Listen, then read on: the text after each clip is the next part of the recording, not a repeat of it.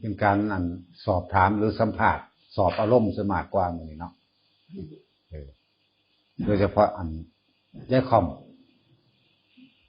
เจ้ายินบ่นี่ยินได้ว่า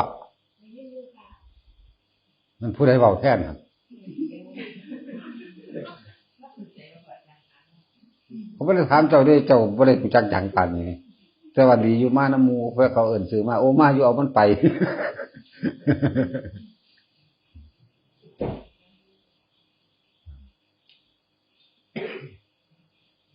นั่นล่ะหาแนวพิงจังซั่นล่ะหาหม่องพิงเอานั่งบ่ไหวถ้านั่งเก้าอี้ได้ก็นั่งเก้าอี้ก็นั่งได้เพราะสั่นหาโซฟามานอนก็ได้แต่นอนบ่ได้ยังสิไปตายทั้งใดก็ไปโลด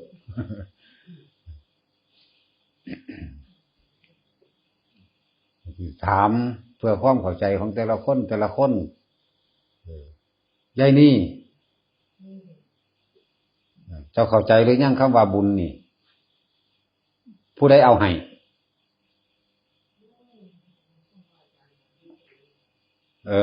นี่คือถามเพื่อความเข้าใจบุญนี่บ่แม่นว่าท่านให้พระเอาให้เด้ทำความเข้าใจคำว่าบุญแปลว่าความสงบเย็นแล้วไผเอาให้ในความสงบเจ้าของเวลาเฮาบุญอันเกิดจากทานคือเฮาทานข้าวปลาอาหารท่านเงินก็ตาม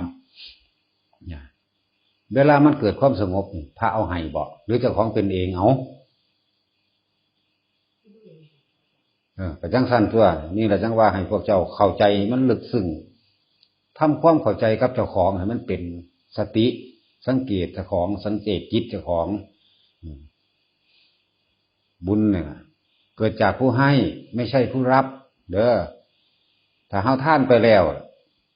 ด้วยความเต็มใจปลื้มใจยินดีที่สิทานแม้นสิทานให้กับสัตว์เดรัจฉานก็ตามแม้นสิทานให้กับบุคคลทั่วไปก็ตามยาจกบริโภคขอทานก็ตามคนทุกข์ยากลำบากก็ตามแม้กระทั่งว่าให้พระอรหันต์ก็ตามความสงบเย็นนั้นย่อมเกิดจากผู้ให้บ่แม่นผู้รับคำว่าผู้รับนี่ก็คือสัตว์เดรัจฉานบุคคลทั่วไปตลอดทั้งพระอรหันต์พุ่นล่ะความสงบนั้นเกิดขึ้นด้วยตัวเองหรือว่าพระอรหันต์เฮ็ดให้หรือว่าคนเฮ็ดให้หรือว่าสัตว์เดรัจฉานเฮ็ดให้เนี่ยให้พวกเจ้าสังเกตใจเจ้าของเองเด้อสังเกตความรู้สึกนึกคิดของเจ้าของเองเด้อพวกเจ้าย่อมสงบด้วยที่เจ้าของเต็มใจสิให้ตั้งหากเด้เนี่ยเข้าใจแล้วบ่บาดนี่ถ้าเข้าใจแล้วที่นี่ในสิ่งที่เฮามากระทำสิมาทานสิมาไหว้พระสวดมนต์เย็นมนต์เช้าก็แล้วแต่สิมาภาวนาก็ตามในสิ่งที่เฮาเฮ็ดคือไม่ทำร้ายทำให้ผู้ใดผู้หนึ่งเสียชีวิตและทรัพย์สินทั้งคนและสัตว์เราเจ้าสิแค่ไผถามใจเจ้าของสิ่งที่เจ้าของมานี่บ่ได้เฮ็ดผู้ใดเดือดร้อนแม่นบ่ตอบพ่อแม่นั่นแหละคือค่อยสักให้เจ้าเข้าใจก็จะให้พวกเจ้าเข้าใจคำว่าบุญของพระพุทธเจ้าแท้ๆบ่แม่นคำว่าบุญของพวกเห็นแก่ลาภสักการะเห็นแก่หน้าแก่ตาพวกนั้นเขาสิมีแต่ตัวพวกเจ้าเด้ผู้ใดท่านหลายได้หลายเด้อมีอานิสงส์เป็นจังซั่นเป็นจังซี่สิได้ไปอยู่สวรรค์สั้นนั่นสั้นนี่สิได้เป็นเทพเทวดามีลูกศิษย์ลูกหาบริวารหลายเนี่ยเขาสิเอาของพวกนั้นมันเป็นแค่ของผลพลอยได้ข้อยสิบ่สอนเลยแนวนั้นข้อยต้องการให้ทุกคนเข้าใจความสงบเย็นและเป็นประโยชน์บัดนี้คำว่าประโยชน์นี่หมายถึงว่าเฮาอุทิศบุญให้แก่ผู้ล่วงลับหรือบ่ล่วงลับก็สร้างมันเป็นการแบ่งปันน้ำใจหรือแสดงความเมตตาอัปปมัญญาพรหมวิหารเป็นไปในตัวของมันเองจึงบอกว่าบุญเนี่ยสงบเย็นและต้องเป็นประโยชน์ให้พวกเจ้าทำความเข้าใจกับตัวเองเด้บ่แม่นทำความเข้าใจกับผู้สอนบ่แม่นให้ไปทำความเข้าใจหรือว่าไปค่อยจับผิดพระวัดนั้นวัดนี้อันนี้เว้ามาบ่ถูกคำว่าบ่ถูกของพวกเจ้าคือบ่ถูกใจกูเด้บ่แม่นถูกต้องถือเอาแต่ความถูกใจ แล้วก็ค่อยไปตำหนินินทานั่นนี่นะให้พากันละออกเสียเนี่ยจังซั่นบ่ซั่นพวกเจ้าสิบ่เข้าใจคำว่าศาสนาสอนหยังพระพุทธเจ้าสอนหยังเพิ่นสอนให้ดับทุกข์ของเจ้าของเด้แต่เฮาท่านแล้วเนี่ยเฮาเต็มใจความสงบเกิดขึ้นจากตัวเฮาเองที่เฮามีความยินดีพอใจที่สิให้เนี่ยรู้สึกว่าให้แล้วก็มีความรู้สึกว่าปลื้มจิตปลื้มใจเนี่ยเอิ้นว่าสงบเย็นที่นี่เวลาเฮาอุทิศบุญนี้จึงถึงแด่สรรพสัตว์ทั้งหลายบิดามารดาครูอาจารย์เปรตยักษ์นักโทษคนท่านผีเจ้ากรรมนายเวรอีหยังก็แล้วแต่เถิดนี่เอิ้นว่าเป็นประโยชน์คำว่าเป็นประโยชน์นั้นประโยชน์ผู้อื่นนั่นมันก็สิย้อนขึ้นมาหาเจ้าของคือเก่าเนี่ยบ่หาตั้งแต่ไปบอกว่าขอบุญนั่นจงให้ข้าพเจ้าปลอดภัยจากอันตรายทั้งปวงขอบุญนั้นข้าพเจ้าเป็นผู้ปราศจากโรคภัยไข้เจ็บบ่หาแต่ว่ามันเป็นของมันเองคือบอกว่าอานิสงส์มันมีอยู่แล้วแต่ส่วนมากก็จะบ่ค่อยบอกอานิสงส์ท่านหยังรักษาศีลหยังสวดมนต์ภาวนาหยังก็ตามให้ตั้งจิตตรงไปนิพพานอย่างเดียวคนที่หวังสูงปรารถนาสูงสุดเวลามันตกข้างมันก็ตกข้างสูงคือกันตกข้างสูงคือเก่าอานิสงส์ที่ว่าไล่มาทั้งหลายแหละได้ยิ่งกว่านั้นซะด้วยซ้ำไปได้ยิ่งก็ว่าให้ผู้ขาบ่มีโรคบ่มีภัยบ่มีเจ้ากรรมนายเวรบ่มีผู้ใดมาขัดมาขวางนั่นนี่เด้ออันนั้นยังบ่ทันเข้าใจคำว่าประโยชน์ของบุญเพราะว่าทำท่านนั้นเพื่อสิแลกของบ่ได้แลกบุญบ่ได้ทำให้เจ้าของมีความสงบในใจของเจ้าของเลยทำท่านเพื่อสิแลกหยังแลกความร่ำรวยแลกยศถาบรรดาศักดิ์แลกอำนาจอย่างเช่นว่าไปสอบเป็นครูไปสอบเป็นทหารเป็นตำรวจนี่เอิ้นว่าท่านเพื่อแลกของส่วนมากก็แค่ท่านนี่แหละคนทั้งหลายนี่แค่ท่านนี่แหละที่ไปเฮ็ดจุดธูปจุดเทียนนี่บางคนเขาบ่ได้ท่านหยังดอกธูปเทียนกับของวัดเทียนกับของวัดธูปกับของวัดไฟจวดกับของวัดจุดเอาแล้วก็กราบเอาพระพุทธเจ้านั่นพระพุทธรูปนั่นกราบแล้วก็อรหังสัมมาแต่ว่าใจมันบ่ได้อยู่ต่อหน้าพระใจบ่ได้อยู่ต่อฝ่าพระบาทของพระพุทธเจ้าเลยกราบเป็นพิธีทั้งร่างกายปั๊บลงสาธุเด้อผู้ขามื้ออื่นลูกสิไปสอบเป็นครูขอให้ลูกผู้ขาสอบได้เด้อจังสั่นจังสิถ้าสอบได้แล้วสิจังสิมาเฮ็ดนั่นเฮ็ดนี่เนี่ยไปติดสินบนกับเพิ่นเสยเดี๋ยวว่าล่ะว่าท่านลงทุนนี่หยังซ้ำไปหาติดสินบนกับเพิ่นล่ะนี่เป็นความเข้าใจผิดทั้งหมดนะนี่แหละจังว่าคนส่วนมากบัดนี้พวกมาท่านเล็กๆน้อยๆเขาบ่ได้ถือว่าหลาย เงิน100 200 20 บาท30 บาทแต่ว่าหวังผลนั่นหวังผลไปทางกิเลสส่วนมากก็ให้ถูกหวยเป็นอันดับหนึ่งนี่หมายถึงคนส่วนมากพวกเขาเคยเป็นจังสิเขาก็ระลึกมาใส่เจ้าของที่กูก็เป็นอีหลีได้ตะกี้นะว่าล่ะไปขอหลายกว่าอันที่เจ้าของอันท่านอยู่เลยซ้ำไปมันเลยบ่เป็นท่านมันเลยกลายเป็นว่าแลกอันใดแลกอันหนึ่งคือเอาเงินไปซื้อเอาแต่ว่ามันเกินราคาเงินซะไปถ้าที่เทียบดีๆแล้วก็ดีเอา100 200ขอให้ข้าพระเจ้าจงเป็นผู้ปราศจากโรคภัยไข้เจ็บไม่มีโรคภัยเบียดเบียนศัตรูเจ้ากรรมนายเวรจงวินาศสันตุก็ว่าไปเห็นว่าขอให้ลูกของข้าพระเจ้าหุ่นไล่ไปเวิร์ดได้บัดนี้ไล่ไปมิตรขอกับขอมันเลยเป็นศาสนาขอพระเจ้าบ่ให้ขอมิตรให้เฮ็ดเอาจังว่าให้ทุกคนเชื่อมั่นในตัวเองคำว่าสัตว์โลกย่อมเป็นไปตามกรรมหมายถึงทุกๆคนคือการกระทำของเฮาเองเฮาเฮ็ดสิ่งใดเฮาย่อมได้สิ่งนั้นอยู่แล้วบ่มีผู้ใดมาเสกสรรหยังผู้ใดให้ได้สิ่งศักดิ์สิทธิ์ทั้งหลายบ่เสกหยังให้ไผได้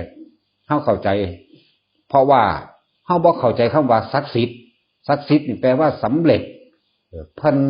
พระพุทธเจ้าเพิ่นบำเพ็ญบารมีของเพิ่นสังสมของเพิ่นพอความเป็นพระพุทธเจ้าเพิ่นก็สำเร็จก็เลยเป็นผู้ศักดิ์สิทธิ์เพิ่นก็ศักดิ์สิทธิ์ของเพิ่นเองเพิ่นสำเร็จของเพิ่นเองแต่เฮาไปเข้าใจว่าเพิ่นสิเสกความร่ำรวยความบ่มีโรคความบ่มีศัตรูความชนะต่างๆนานาให้พวกเฮาได้อันนี้เป็นความเข้าใจผิดบ่ได้ว่าแต่พระพุทธเจ้าไหลลงมาหาผีผีปูตาผีเจ้าบ้านหอนั่นหอนี่ เทพพรหมเทวดาเนี่ยขอมั่วตัวไปเบิดขอสิ่งเหล่านั้นเลยก็ขอสัตว์เดรัจฉานขอพญานาคขอพญาครุฑเห็นบ่ล่ะนั่นไหลไปเรื่อยนี่แหละมันบ่มีผู้ใดมาแจกแจงบ่มีผู้ใดกล้าเว้าย่านเนาะเพราะว่าความไม่รู้กับความไม่รู้ของแต่ละคนนั่นแหละเฮ็ดให้มีความหวาดกลัวทุกคนย่านกลัวเพราะว่าไม่รู้ความจริงเพราะว่าบ่รู้ความจริงก็จังย่านเห็นบ่ถ้ารู้ความจริงแล้วมันบ่ได้ย่านเด้เด็กในว่าบ่ย่านนี่ก็บ่แม่นว่าเฮาจะไปฆ่าเขาได้หรืออิหยังเขาได้เพราะว่าเฮารู้ความจริงแล้วเฮาก็ทำดีเฉพาะของเฮาความดีก็รักษาเฮาเองโดยตัวเฮาเองนั่นแหละส่วนว่าเทวดารักษาบ่เทวดารักษาเพราะว่าหยังเพราะว่าเฮาให้เขาก่อนเฮามาท่านขอบุญนี้จงถึงแด่นั่นไปแล้วเนี่ยสรรพสัตว์ทั้งหลายมันมีประมาณนั่นไล่ไปแล้วทั้งเจ้ากรรมนายเวรทั้งเบิดทุกอย่างแหละทั้งบิดามารดาครูบาอาจารย์ไล่ไปเบิดสิ่งเหล่านั้นสิจะย้อนกลับคืนมารักษาเราเองไม่จำเป็นต้องขอถ้าสิเปรียบเทียบพ่อให้เห็นเหตุอันนึงก็คือว่ามหาชนกตกน้ำในสมัยนั้นเป็นกะชั่วละเกิดอยู่ทั้งประเทศจีนเมืองกุนหมิง เมืองกุนหมิงผลใหญ่แล้วก็เดินทางมากับพ่อค้ามาค้าขายแม่เอาลูกแก้วให้ไปขายพอได้เงินมากกับซื้อของสิไปขายน้ำหมู่แหละแต่ว่าจุดหมายของเพิ่นบ่ได้ไปขายแท้ดอกเพิ่นสิมาเพิ่นว่ามาส่องสุมกำลังเพื่อสิเอาเมืองเพิ่นคืนเมืองมิถิราอยู่ฝั่งที่อยู่ฝั่งพม่าพูดถึงให้พ่อเข้าใจว่าตะกี้สมัยตะกี้ก่อนสิมีพระพุทธเจ้าด้วยซ้ำเกิดคือทั้งพูน เมืองมิถิราอยู่พี่แม่เพิ่นหนีไปเพราะว่าน้องไส้แม่เพิ่นทำกบฏฆ่าพ่อเพิ่นตายเขาก็ขึ้นครองเมืองแทนเพิ่นก็ไปอยู่นำพวกฤาษีสำนักกตักกศิลาใหญ่ขึ้นมาแล้วเรียนรู้ศิลปศาสตร์18ศาสตร์จบเบิดเรียบร้อยเป็นผู้มีปัญญาแล้วทำท่าเดินทางมาเรือมันแตกบัดนี้เดินทางมาในระหว่างกลางทะเลบ่กลางทะเลล่ะเรือมันแตกโดยอุปนิสัยสังสมนี่คือเพิ่นสังสมบุญของเพิ่นไว้มากแล้วเลยเกิดเป็นผู้มีปัญญาเพิ่นเข้าหาตานักปราชญ์บัณฑิตบ่แม่นว่าหาแต่เข้าหาในศาสตร์นี้ชาติที่แล้วมันสังสมมาที่ละเน็กเสื้อน้อยเรื่อยเมื่อเรือแตกเป็นเหตุจังใดข้อตาพวกกะลาสีเรือบอกว่าเรือแตกเรือนี่หัวแล้วยุดต้องคนบ่อาจสามารถอุดรูรั่วได้แล้ว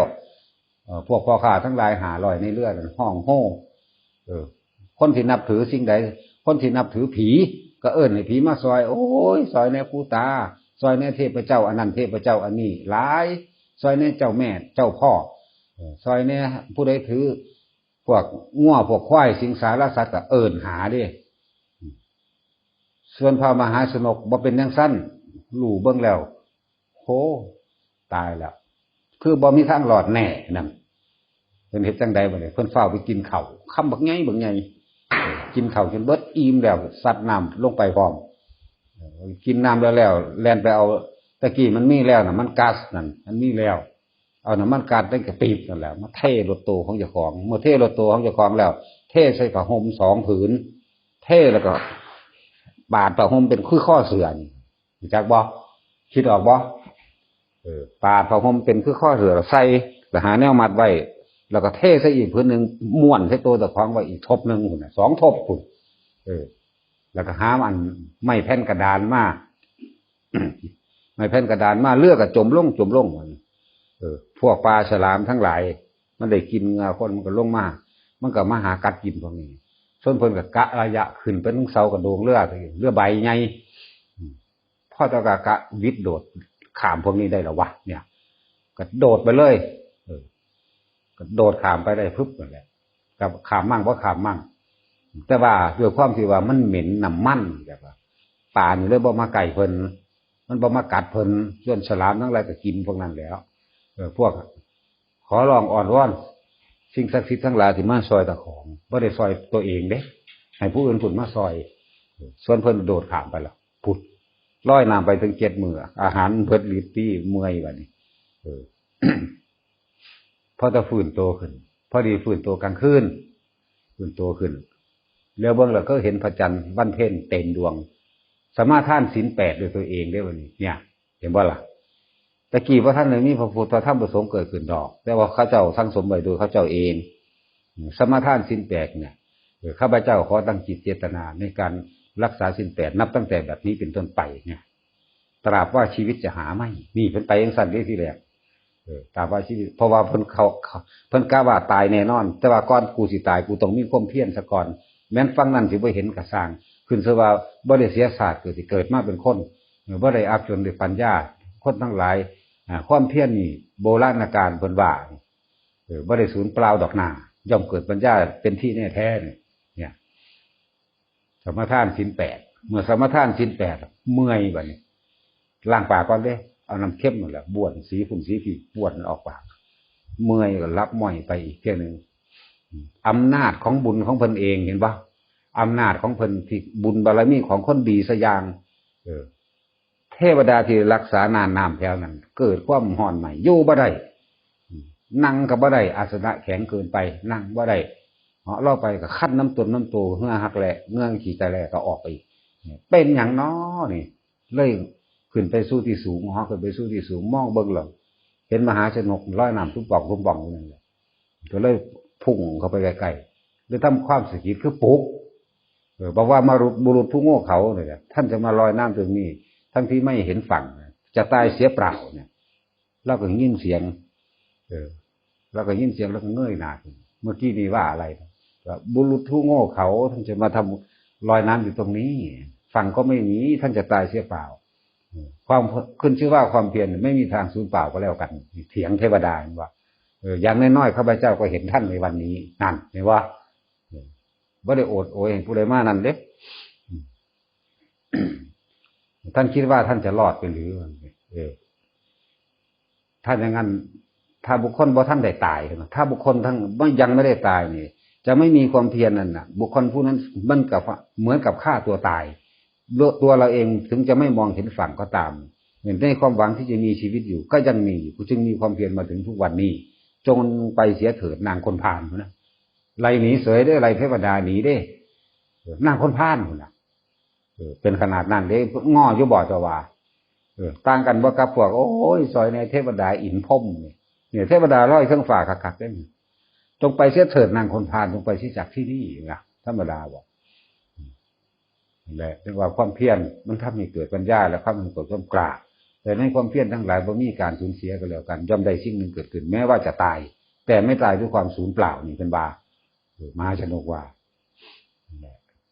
ในสุดท้ายแล้วเถียงกันเนี่ยผมเมื่อยของเมื่อยตัวเจ็บมือเลยดิ้งดองอยู่หันนะแต่ว่าเทวดาเนี่ยก็เอามือไปซ่อนเราคืออุ้มเอาก็ไปติ่มไปเมืองพิมิล่าเมืองพิมิล่าก็คือเมืองพ่อเมืองแม่คนที่นี้มากนั่นก็ไปนอนอยู่พระลานหินใต้ห่มบกใต้ห่มบกใหญ่พระลานหินใต้ห่มบกพอดีพระราชาก็ตายได้7 มื้อเอาคนนั่นแหละแท้ที่จริงเราเพิ่นสิมาซิ่งของเมืองนี่ขึ้นแต่ว่าโดยบุญบารมีของเพิ่นเองบ่จำเป็นต้องซิ่งพระราชาตายแล้วมีลูกสาวคนหนึ่งเป็นคนมีปัญญากันมีการทดลองกันทั้ง4อย่างเว้าลัดเอาเขาเอาเอิ้นว่าหมากเสียงน่ะมหาหมากเสียงราชรถว่าผู้ใดสิได้เป็นผู้ปกครองเมืองถ้ามามงคลเรานี่แล่นก็ไปหาผู้ใดไปก้มหัวให้ไผก็เอาให้ถือเอาว่าผู้นั้นจะเป็นพระราชาเพิ่นก็นอนหลับอยู่หันแล้วก็เอาผ่านน้ำมันเหม็นๆแล้วคุบหัวไว้อุยุอยู่หันนอนแข้งเด้นอนแข้งขวาทางบ่ได้เอามือหมุนแบบนี้นอนคือขดก้องจ้องจังในจังหน่อยแข้งขวาพอตามาตัวนี้ไปก้มหัวให้บางมงคลเขาก้มหัว2 เทื่อ 3 เทื่อพวกเสนาหมาดทั้งหลายเลยก็ตีกองไช่ถึงต่ำอยู่ตีจังสั่นก็บ่ลุกง่ายๆเด้แงกเบิ่งจักหน่อยนี่เพิ่นสินอนแข้งขวาเพิ่นสิแงกเบิ่งจักหน่อยเฮ็ดตาเหลือบๆเบิ่งก็นอนอีกเซ้ยตีอยู่จังสั่นเทื่อที่3ก็อามาตย์ใหญ่ก็เลยไปเปิดเบิ่งหน้าไปเปิดเบิ่งหน้าก็เบิ่งเขาเซ้ยคือบ่มีหยังเกิดขึ้นบ่ได้ตื่นเต้นเด้แต่ในใจเพิ่นรู้แล้วว่าพระราชาเมืองนี้ตายแล้วเขาสิมาหาผู้ปกครองเนี่ยบ่ได้ดีใจห่าวหยังเด้เสยอยู่ก็เลยว่า เขาก็เปิดเบื้องตีนเพิ่นในตีนเพิ่นก็มีรอยลักษณะของมหาบุรุษอยู่แล้วเปิดเบื้องตีนเบื้องหน้าผากเบื้องตีนขอเบื้องมือว่านั่นนี่มีเบิดนั่นแหละมันมีดอกลายฝ่ามือของแต่ละคนน่ะก็เลยลุกขึ้นนั่งก็เลยว่าขอพวกเชิญท่านไปเป็นพระราชาเมืองนั้นเป็นกระถางพระราชาพวกเจ้าบ่มีแหละพระราชาสวรรคตไปแล้ว7 มื้อนี่มื้อนี้เป็นมื้อที่8ก็เลยเสียงราชรถเดี๋ยวนี้มาหาผู้ที่เป็นผู้ปกครองในเมืองนี้ลูกชายเพิ่นบ่มีญาติเพิ่นผู้อื่นบ่มีเลยนะไล่ไปเบิดหลานเหลนหล่อนบ่มีเนี่ยบ่ได้อยากได้เด้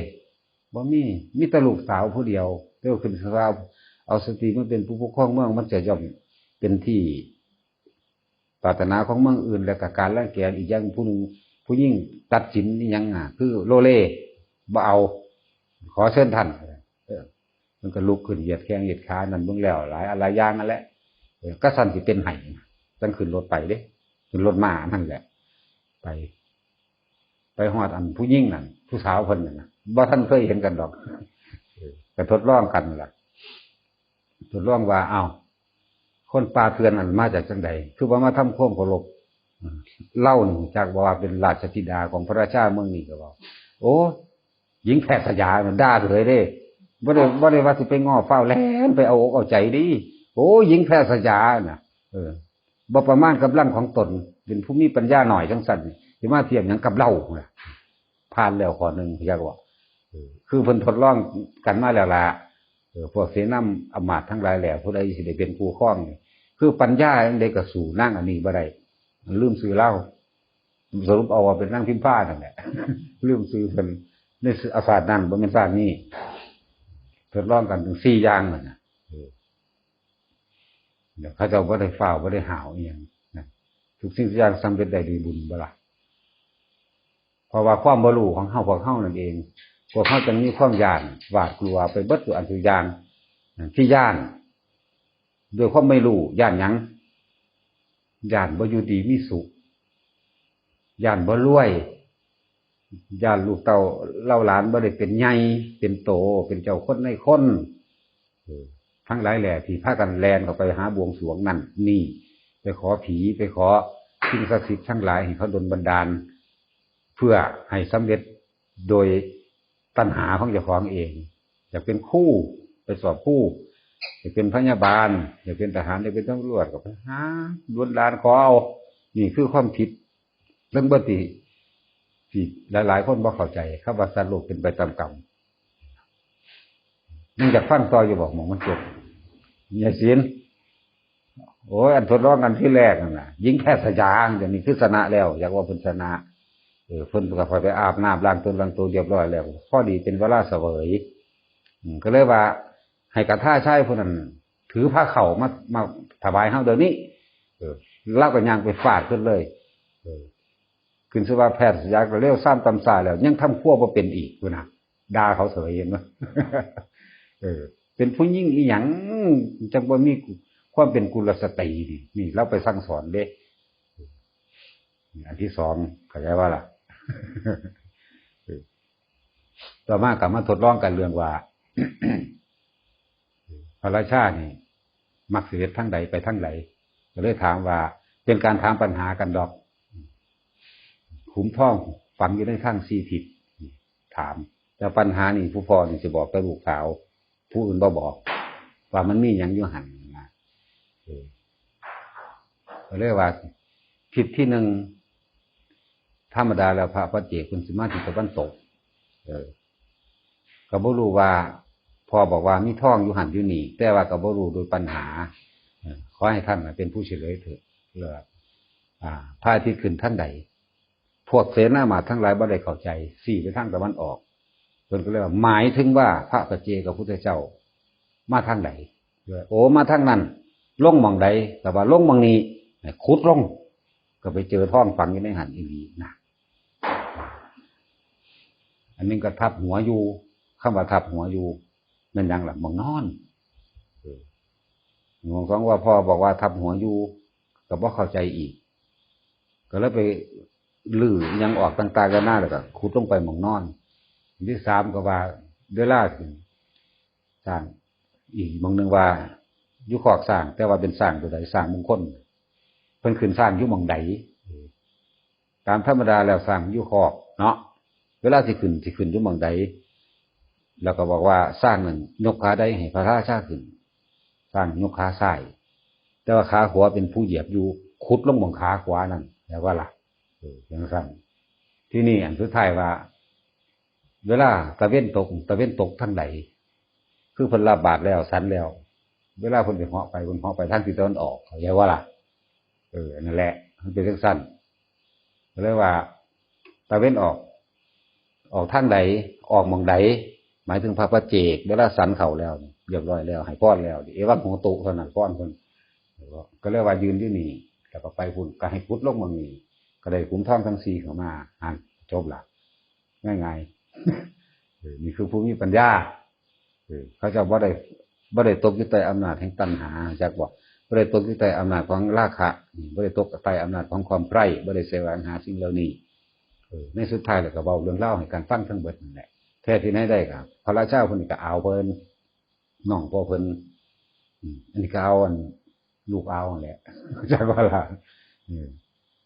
แม่นั่นเว้าให้ฟังมาแตะพุ่นแล้วเลยเปิดเผยกันเรียบร้อยก็เลยไปรับแม่กับผู้เป็นอาจารย์อยู่เมืองกัตตกศิลาแล้วมาอยู่นำกันตั้งขึ้นให้เป็นราชครูผู้เลี้ยงดูเพิ่นเลี้ยงดูแม่เพิ่นทั้งโตเพิ่นเองนั่นแหละให้เป็นราชครูบุโรหิตใหญ่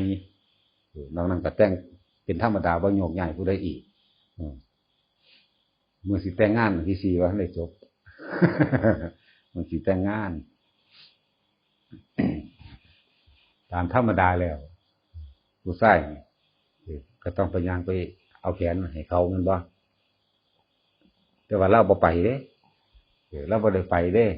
ตามธรรมดาแล้วผู้อ่อนแอต้องยอมกับเฮาที่เพิ่นว่าต้องมาเองบ่ไปเอาเขาเด้บ่ไปเอาอีหลีนี่นะผู้อ่อนแอผู้พ่ายแพ้จะต้องยอมด้วยความอ่อนน้อมถ่อมตนละว่าโอ้ก็ได้ยอมตัวบัดนี้ปัญญามันเหนือกันเป็นหลายสั่นก็ต่อเนาะแล้วได้ย่างไปเอาเองพี่เพิ่นยืนทะเลออยู่เลยเอาตั้งแต่ก็จับปั๊บแยกตัวขึ้นแล้วที่สิสมรสกันเป็นจังซั่นยกตัวอย่างคนมีปัญญาคนพึงพาตัวเองคนที่เชื่อว่าสัตว์โลกเป็นไปตามกรรมทำสิ่งใดย่อมได้สิ่งนั้นนี่เป็นคนที่มีความเพียรพร้อมกล้าในการทำความดียกตัวอย่างให้พวกเจ้าเข้าใจซื่อๆดอกแต่วันนี้พวกเฮาเองนั่นน่ะคือบ่มั่นใจในตัวของตัวเองว่าที่เฮามาทำบัตรที่เฮามาภาวนาที่เฮามาทำทานที่เฮามาทำบุญหยังก็แล้วแต่นี่ก็เฮาบ่ได้ทำร้ายเบียดเบียนทำให้ผู้ใดเสียผู้หนึ่งเสียชีวิตและทรัพย์สินแล้วเฮาสิไปเกรงอกเกรงใจไผก็เขาความเดือดร้อนหรือบ่เดือดร้อนพอใจหรือบ่พอใจนั่นน่ะขึ้นชื่อว่าคนผ่านสันดานหยาบนั่นน่ะบ่พอใจจักอย่างแต่บ่ถูกใจมันเข้าใจบ่ติบัดเทวดาเขาบ่ได้รู้เรื่องหยังถ้าฝนตกฟ้าแรงมานี่เนาะฝนแรงมานี่มันก็ยังด่าเทวดาแม่นบ่เขาบ่ได้รู้เรื่องหยังเด้แม่นบ่พวกเจ้าว่ามีสิ่งเจ้าเคยด่าบ่ก็ทักนั้นแหละสิไปว่าภาษาหยังกับคนเฮาสิเห็นกันอยู่ซุมื้อนี้ถ้าทำถูกใจมันก็ย่องถ้าบ่ถูกใจมันก็ด่าแต่ดินฟ้าอากาศก็ยังถูกด่าเทวดาบ่ได้รู้เรื่องของคนก็บ่ด่ากันยังถูกด่าพระพุทธรูปก็ยังถูกด่าเอานี่เราไปเฮ็ดหยังไผนี่มีดักแนวนี่เฮ้ยจังมันหยังเฮ็ดเอาทุบทิ่มหั่นพะนะเนี่ยแม่นบ่ยายอ้วนอันนี้จักว่ายายอ้วนบักเตี้ยโอ้ยเดี๋ยวนี้มันก็เว้าของมันอยู่ในกะลาเนาะมันบ่ได้ไปเคยเห็นอีหยังเนาะของผู้นึงขึ้นเครื่องบินหาเบิ่งผู้เบิ่งที่ไม่เห็นเบิดแล้วยังจูแต่ในหูใส่เดือนนั่นทุบทิ่มอันนี้3-4ว่านะโอ้กูได้โจรมึงเด้บัดนี้เป็นจังซั่นให้ทุกคนมั่นใจในตัวเองถามใจตัวเองซ่อมใจตัวเองสังเกตตัวเองคือสตินั่นเองพิจารณาความผิดความถูกที่ทำความคิดเห็นให้ตรงให้ถูกต้องซะก่อนคือสัมมาทิฏฐิมีความคิดเห็นถูกต้องโดยชอบทำแล้วทำยังก็แล้วแต่ค่อยมั่นใจเต็มที่มีความเพียรมีความพยายามปัญญาก็เกิดเองนั่นแหละเข้าใจว่ายายนี่ โอ้คือว่าคอยแท้ให้มั่นใจในตนเองบุคคลผู้หนึ่งบัดนี้ถึงความบริสุทธิ์แล้วหมายถึงเป็นพระอรหันต์แล้วหมายถึงพระพุทธเจ้าเป็นพระอรหันต์แล้วสามารถละกิเลสให้เจ้าได้บ่เอาเจ้าละเอาเองหรือเพิ่นละให้เจ้าแม่เจ้าไปแค่ไผบัดนี้คนเน้นคือยังนี่เด้แต่ละคนสิไปแค่ไผก็ได้สิ่งที่เฮามาทั้งบ่ได้ผิดกฎหมายแล้วก็บ่ได้ผิดศีลธรรมบ่ได้ทำให้ผู้ใดเดือดร้อนเสียหายอีหยังใดๆทั้งสิ้นก็บ่มั่นใจธรรมะต้องเปิดเผยปิดบังมันเศร้าหมองตัวมันติดตัวเขาได้ว่าละจะว่า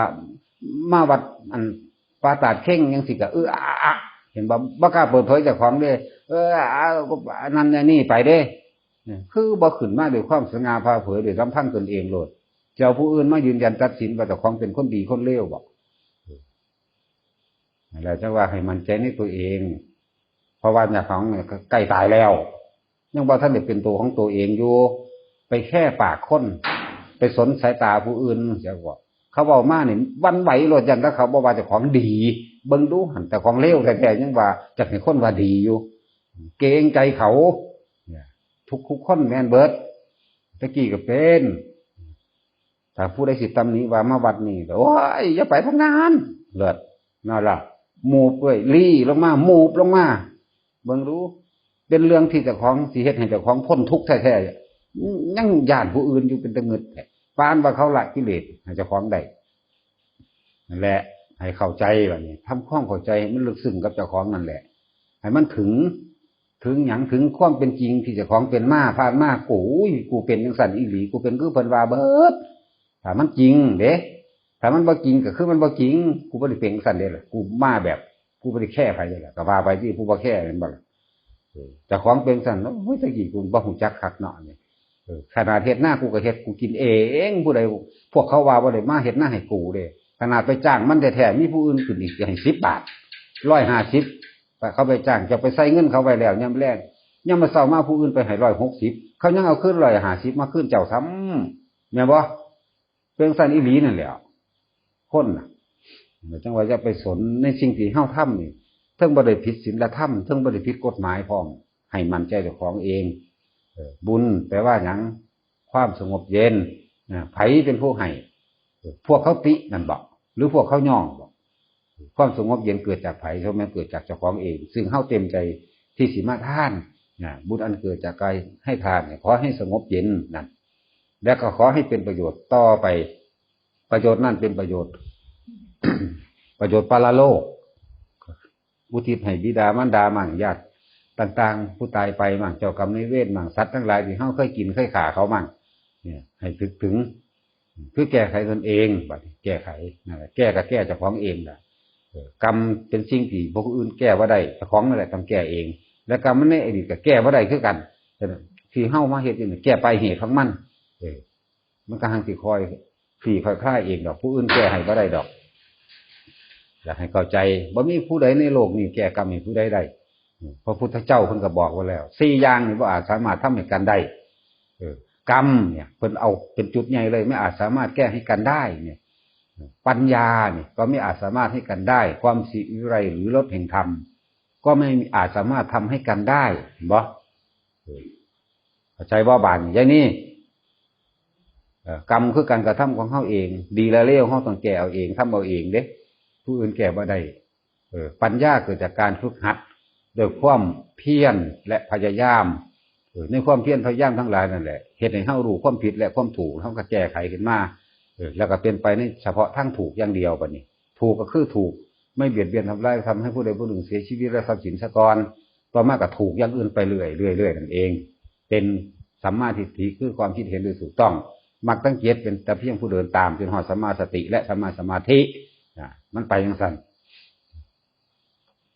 แล้วก็ความสิวิไลแห่งธรรมหรือลดแห่งธรรมเวลาเฮามาปฏิบัติธรรมนี่ความสงบเกิดขึ้นแบบใดเฮาย่อมรู้ในตัวของเฮาเองบ่มีผู้ใดเฮ็ดให้กันได้ข้อยก็เฮ็ดให้พวกเจ้าบ่ได้ข้อยเอาอาการปิติที่1ที่2ที่3ที่4ให้พวกเจ้าบ่ได้ที่5ไม่ได้ ทำความสงบให้พวกเจ้าชั้น1 2 3 4 5 6 7 8บ่ได้ พวกเจ้าเฮ็ดเอาเองคอยแต่แนะซื่อๆนั่น นี่เอิ้นว่าความสิวิไลหรือลดแห่งธรรมแล้วสงบขันใดก็แล้วแต่พวกเจ้าต้องรู้เอาเองรู้ในตัวเองสู้รู้เห็นสวรรค์นรกอีหยังก็ตามคือเห็นแสงสีเสียงโดยภายในก็ตามอาการปลื้มปิติอาการอิ่มขึ้นมาน้ำตาสิไหลจังซี่พวกเจ้าก็ต้องรู้เอาเองเป็นเอาเองอาการปิติเกิดขึ้น5อย่างพวกเจ้าก็ไปรู้เอาเองนั่นแหละเพียงแต่บอกผู้เพิ่นผ่านมาแล้วเพิ่นบอกได้เบิดนั่นแหละพอจะบอกเรื่องนี้ปั๊บเพิ่นเป็นแล้วเพิ่นบอกปั๊บโลดแต่ว่าเฮาสิเฮ็ดได้บ่นั่นแหละ นั่นแหละความบริสุทธิ์ทั้งหลายมันก็เฮ็ดให้การบ่ได้ฉะนั้นเฮาต้องเฮ็ดเอาเองพึ่งตนเองเด้ให้มันใจในตนเองแหมอย่าไปปิดบังอีหยังเถาะอย่าไปหาแก้โตหลายเถาะภาษาคนเร็วๆคนดีจริงเขาบ่ไปตำหนิไผดอกเข้าใจบ่ล่ะคนได้ทำรู้ทำเห็นทำได้ดวงตาเห็นทำแท้ๆนี่สิบ่มีการปรามาสในพระพุทธพระธรรมพระสงฆ์แม้แต่สามเณรน้อยๆบ่มีนิดหนึ่งน้อยหนึ่งก็บ่มีเด้การสิไปปรามาสไปด่าไปเว้าพื้นพระเอาพระวัดนั้นวัดนี้ไปเปรียบเทียบกันบ่มีเลยนี่คือคนได้ทำแท้นอกนั้นบ่ได้บวชหัวโลนอยู่กับสร้างภาษาผ่าเหลืองห่มหมามันก็ห่มแล้วมันก็ไปเฮาวัดนั้นเฮาวัดนี้ว่อวัดนั้นวัดนี้จักบ่ล่ะอวดว่าเจ้าของเป็นจังซั่นเจ้าของเป็นจังซี่นั่นแหละคนได้ทำเขาหังลบหังหมู่หังลี่บ่ยอมเปิดเผยตัวเองว่าเป็นไผความดีมีมากเท่าใดยิ่งอุบไว้บ่อยากให้ผู้ใดมารู้ไปจังซั่นเด้ส่วนคนบ่ดีอวดอ้างเจ้าของยกตนเจ้าของว่าเจ้าของมีคุณวิเศษจังซั่นจังซี่เด้เป็นจังซั่นอวดเจ้าของนั่นคือพวกบ่ดีบทกระสร้างอย่าคิดว่ามันสิได้เลยได้บุญจักว่าล่ะพอเรื่องห่มหมาก็ได้ยินบ่เฮาว่อน้ำกลางบ้านไปวัดใดก็เว้าเฮาวัดนั้นถึงจังซั่นค่อยคือกล้าเว้าแท้เพราะค่อยรู้แล้วค่อยเลยบ่ย้านหยังรู้หยังก็รู้เบิดในแจ้งในเจ้าของตนแจ้งในตนเองนี่แหละรู้แจ้งในเจ้าของเองกล้าก็ไม่กล้าในการทำเลวกลัวก็ไม่กลัวอยากบ่ล่ะกล้าก็บ่กล้ากลัวก็บ่กลัวแล้วแล้วแต่เหตุผลที่จะเป็นไปอันใดมีประโยชน์เฮ็ดไปนั่นกลัวสิ่งที่เป็นโทษจึงทำแต่ประโยชน์นั่นกล้าทำแต่ความดีเท่านั้นเนี่ยมันไปจังซั่นเด้ความย่านตายเด้บ่มีเลยในหัวใจบ่มีสักน้อยนึงบ่มีเลยแม้กระทั่งข่อยตายเมื่อกี้เนี่ยโอ้ยข่อยบ่อยากขึ้นมาจากเม็ดข่อยรู้ทุกอย่างก็แล้วกันคือรู้เจ้าของได้ทุกอย่างโอ้ยกูบ่อยากขึ้นมาฝืนคือหยังนี่อยากทิ่มมันแล้วล่างอันนี้มันหนักแล้วเป็นภาระอยากทิ่มภาระแล้วภาระวะหาเวปัญจขันธ์ธานี่ขันธ์ทั้ง5เป็นของหนักนี่ก็มันหนักอีหลีต้องมาเลี้ยงมันต้องมาอาบน้ำต้องมากินข้าวต้องมาหาห่มผ้ามันเวลามันเจ็บก็หายามันกินอยู่เพราะสำนักนะมันไปสั่นนี่เห็นว่าพระราหาเวมันจะทิ่มพักแล้วมันจะพอนี่ความตายก็เคยย่านน้อยๆก็บ่ย่านอย่ามาเว้าน้อยๆก็ได้คือบ่มีเปรียบดูดังอากาศบ่มีฝุ่นจักเม็ดหนึ่งเลยในคำว่าย่านตายคือมันรู้แล้วมันเลยบ่ย่านหยังจักอย่างเฮารู้แจ้งแหละอริยสัจในตัวเฮาเองนี่แหละจึงบอกว่าทุกๆคนให้เชื่อมั่นในตัวเองสัตว์โลกย่อมเป็นไปตามกรรมกระทำสิ่งใดๆสิ่งนั้นบ่ว่าบุญบ่ว่าบาปและทุกคนก็คิดเพื่อสิพิจารณาเจ้าของคิดเข้าไปคิดหาเจ้าของเองนี่แหละผิดถูกประการใดเอาไปแก้ไขดับตนเองความสุขและความทุกข์ผู้ใดเอาให้กันได้เอาแต่ว่ามันเจ้าของเฮ็ดเองเป็นเองคิดเองธรรมะเพิ่นเว้าร่วมแล้วลงใหญ่เลยมโนปุพังมโนมยามโนเสถาเห็นบ่ทำทั้งหลายนี่มีใจเป็นใหญ่ใจเป็นประธานสำเร็จได้ด้วยใจมันไปจังซั่นทุกสิ่งทุกอย่างเกิดจากการคิดซะก่อนเพิ่นเลยเอาเข้ามาใจแหละมาแทนการคิดสิเฮ็ดหยังสิมาหยังก็สร้างคิดซะก่อนผิดถูกประการใดครับพิจารณารอบคอบแล้วเฮาก็เฮ็ดแต่แนวมันถูกนั่นผิดเฮาก็บ่เฮ็ดไปจังซี่ตัวคือเจ้ามาแล้วยายนี่เจ้ามานี่เจ้าคิดว่าเจ้ามาผิดหรือมาถูกล่ะเจ้าไปฆ่าผู้ใดมาอยู่บ่เห็นว่าล่ะเจ้าไปลักผู้ใดมาอยู่บ่เด้ล่ะคือมาโดยลำพังตัวของเองนะแล้วผู้ใดเดือดร้อนอยู่บ่นี่ผู้ใดข้อขาดจะคนบ่ก็บ่มีเนาะ มีผู้ใดเสียเงินบ่เนี่ยก็บ่มีความเดือดร้อนเขาย่อมคิดขึ้นเอาเองเดี๋ยวเรียกว่าให้มันใจเจ้าของเด้อบัดอย่าไปแค่ไผอย่าไปสนไผอย่าไปเกรงใจไผถ้าเขาถามว่าเจ้าไปใส่ไปตัดเข่งโลดอย่าว่าล่ะเว้าออกเต็มปากจะโอ้ยเหลือตัวอยู่พ่อสำนันตัวนี่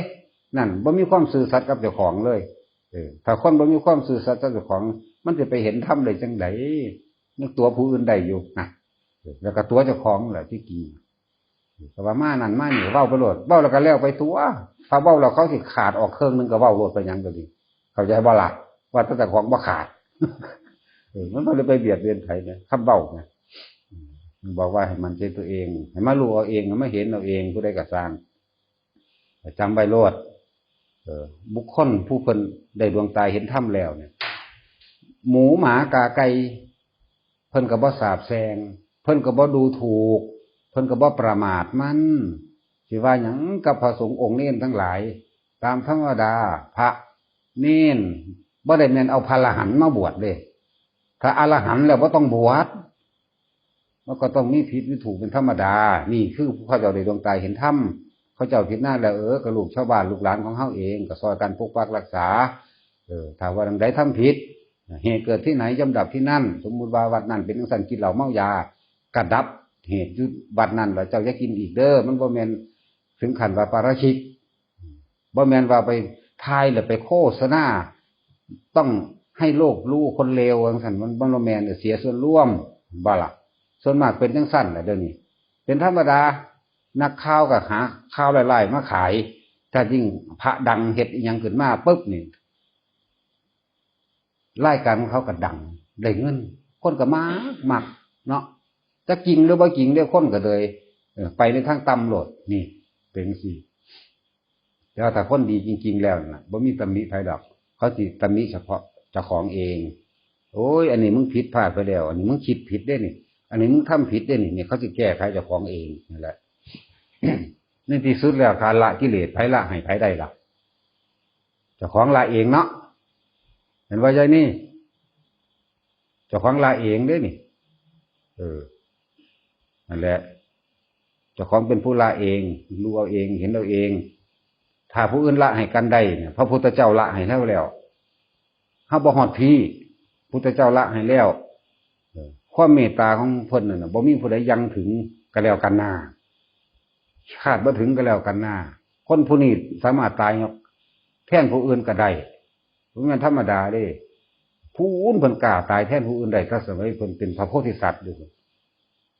กล้าโดดลงให้เสือกินมั่งจังซี่เอาเป็นจังซี่แล้วพวกเฮาเด้ถ้าเขาว่าหน่อยนึงก็อุ้ยนำไปแก้ตัวว่าซั่นเนาะบ่แม่นจังซั่นจังซี่เด้อจักแม่นบ่แม่นก็สร้างมันเป็นหยังจริงหรือบ่จริงก็สร้างบ่หยังมันบ่ได้เฮ็ดให้เฮาคอขาดบาดตายก็เด้นั่นแหละ เป็นจังซั่นเข้าใจหรือยังใจนี่ข้อยก็เน้นเจ้าก็มูล่ะเพราะว่าเจ้าเฒ่าใกล้ตายก็มูนำนะพอตายแล้วนะแต่ว่ากิเลสเจ้าบ่ทันได้ตายเจ้าต้องฆ่ากิเลสให้มันตายซะก่อนเด้อเข้าใจว่าล่ะและต้องพยายามละความคิดเห็นอันเป็นมิจฉาทิฏฐิคือความคิดบ่ถูกออกถ้าเฮาทำความคิดเห็นถูกต้องแล้วบ่ยากปฏิบัติธรรมคือบ่ไปตำหนิติเตือนผู้ใดสังเกตจิตใจของเจ้าของเองสังความคิดกับการกระทำของเจ้าของเองแล้วก็ละด้วยตัวเจ้าของเองอันตะกี้กูเคยเฮ็ดผิดมาแบบนี้โอ้ยเนี่ยกูหาก็มารู้นี่เมื่อรู้แล้วมันก็ละของมันในหันละนี่รู้นี่ละนั่นแหละอยู่น้ำกันนั่นแหละคนเฮารวยจนขนาดใดก็สร้างสุดท้ายตายคือกันนะเจ็บไข้ได้ป่วยคือกันมันจะไปหันน่ะกูเป็นบ้าถ้านำความคิดยึดมั่นถือมั่นกับสื่อเสียงน้ออยู่หันน่ะย่านตะบ่รวยย่านตะบ่กว่าหมู่ย่านตะคนบ่ว่ากูดีนั่นเป็นทุกข์กับการติดดีติดหยังติดจังเขาย่องว่าดีน่ะโอ้ยในสุดท้ายแหละกูผิดมาอันนั้นอันนี้ตัวนี่ก็พอจะสำนึกได้มันก็ละของมันเองเข้าใจเด้อมันละของมันเองดอกโอ้กูเป็นนักสั่นทั้งแท้เป็นอิหลีเนี่ยแน่มันรู้แล้วมันก็ละเองล่ะรู้แล้วละ ในสุดท้ายแล้วก็มันเฮาสิสั่งผู้ใดปานใดก็สร้างเฮาสิไปสาปแช่งเขาเป็นจังได๋ก็สร้างถ้าเขาเป็นคนดีซะอย่างเขาเป็นไปตามเฮาสาปแช่งดอกมันเฮาสิฮักผู้ใดก็สร้างให้พรดีกับเขาปานใดก็ตามบัดนี้ถ้าเขาบ่ทำเองเขาบ่ปฏิบัติตัวดีเองเขาก็ย่อมเลวและรับกรรมเลวๆของเขาเองคือเก่านั่นแหละ อัตโนโจทยัตตานังเด้อยายนี่แปลได้บ่ล่ะนี่ฮะบ่ติอัตโยโตทยัตตานังรู้จักบ่แปลว่าอันใด จักแล้วข่อยว่าพอเห็นพวกเจ้าคุยกันเรื่องไปหัวจูฟ้า คำสำนีว่ารู้อีกบ่จงเตือนตนด้วยตนเองเถิดผู้อื่นที่เตือนมากมายขนาดได้กระสร้างสู่เจ้าของเตือนเจ้าของบ่ได้เที่ยนึงเด้อประสบการณ์บอกจากว่าประสบการณ์บอกโอ้ยนี่กูผิดพลาดมาแล้วนี่สำนึกปั๊บทันทีเลยนี่แหละว่าจงเตือนด้วยตนเองจะไปเตือนผู้อื่นเตือนเจ้าของแหละสักวันดับแหลกคนธรรมะเป็นจังซี่แต่จะรู้ความจริงของชีวิตเจ้าของความจริงเจ้าของเองยังบ่รู้ว่าเจ้าของเกิดมาทุกข์ความจริงที่ตัวเองกำลังเป็นทุกข์กับสาเหตุเรื่องใดความจริงในทางดับทุกข์ของเจ้าของเองยังบ่รู้แล้วก็บ่รู้ว่าเจ้าของนั่นน่ะดับทุกข์ได้หรือยังนั่นเห็นว่าอริยสัจสี่แหละนี่เจ้าจะรู้พ้นจังซี่เจ้าก็พิจารณาไปในสติปัฏฐานสี่แหละหรือสิเอาโพธิปักขิยธรรม38เฮ็ดอันใดอันหนึ่งก็สร้างสะเทือนถึงกันเบิดถ้าบอกไปจังซี่บ่รู้เด้นี่เบิดนี่ล่ะนั่นบ่ป่าอย่าบ่ไสฮู้อยู่บ่นี่มันหยังแน่บ่ฮู้แม่นบ่ผู้ใดเฒ่ากว่ากันระวังอย่าบ่ไสกับยายค่อมพอกันบ่เจ้าเฒ่ากว่าสิ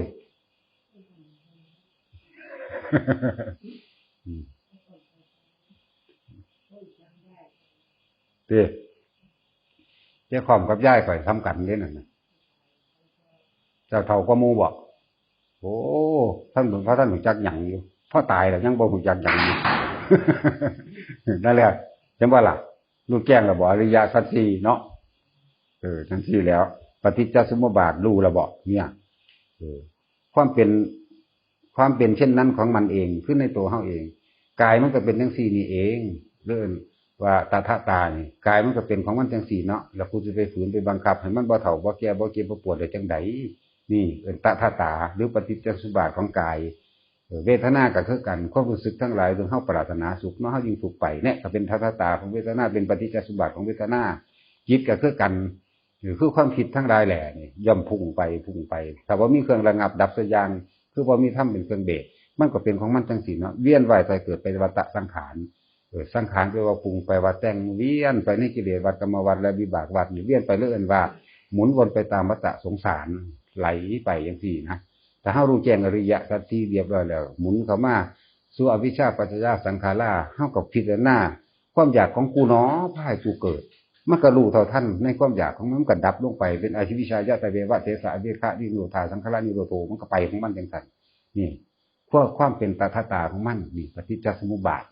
นี่ปฏิจจะของเจ้าของเองนั่นแหละเหตุเกิดที่ตัวเองก็ต้องดับที่ตนเองใจว่าล่ะใจว่าใจนี่อย่ามาเว้าปัจจัยปฏิจจสมุปบาทนี่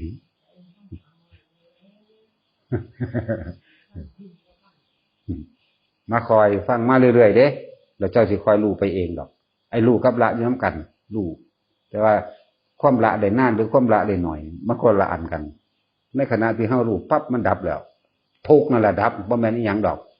ทุกข์เท่านั้นที่เกิดขึ้นทุกข์เท่านั้นที่ดับไปถ้ารู้ปุ๊บนี่ทุกข์ดับยากบ่าแล้วก็ดับทุกข์ก็อยู่ในความรู้เท่านั้นเองบัดนี้อยู่ที่ว่าเฮาสิรักษามันได้นานบ่เนี่ยความดับมันเกิดขึ้นได้ง่ายแต่ว่าการรักษาเป็นของยากคือเฮาสร้างเฮือนหลังบักใหญ่บักงามถ้าอยากให้มันใหม่อยู่เรื่อยก็ต้องปัดอยู่เรื่อยต้องเช็ดอยู่เรื่อยต้องถูอยู่เรื่อยเด้เห็นบ่ล่ะแต่ปล่อยฝุ่นขึ้นก็ขึ้นเน่าเหม็นจังซั่นแล้วหกอยู่จังซั่นแล้วเนาะสมาทานซะ